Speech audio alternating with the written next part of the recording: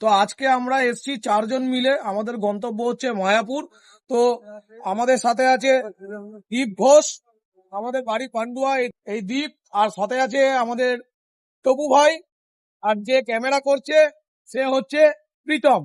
তো প্রীতমকে পরে দেখিয়ে দিচ্ছি। তো আমরা এখন যাচ্ছি মায়াপুরে। আমরা যখনই মায়াপুর যাই তখনই হচ্ছে এই দুর্গাপুর রোডের পাশেই নারায়ণ কাকার চায়ের দোকান, স্পেশাল চা বানায়।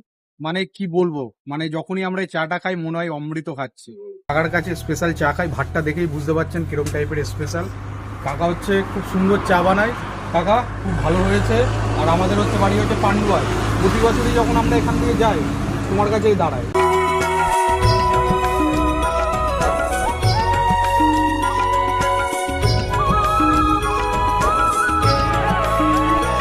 আজকে আমরা মায়াপুর ইস্কন মন্দির পরিদর্শন করতে এসেছি। সকালবেলায় এসেছি, মোটামুটি 5-6 ঘন্টা ধরে এখানে রয়েছি।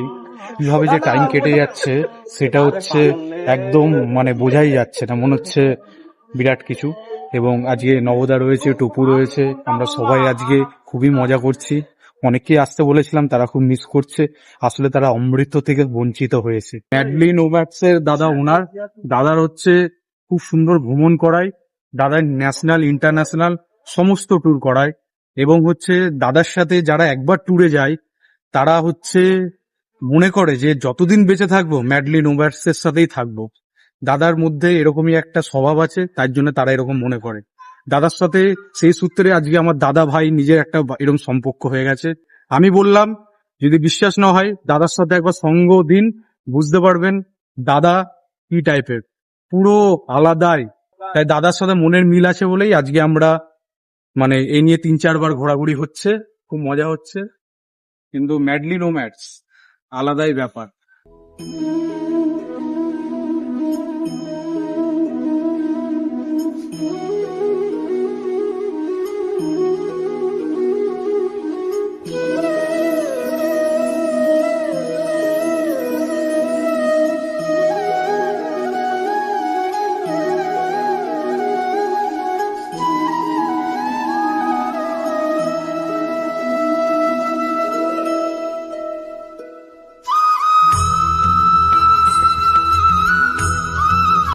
সন্ধ্যা আরতির পর বেরিয়ে মায়াপুর যেন আলাদা রকম ভাবে সেজে উঠেছে অন্ধকারের আলোতে।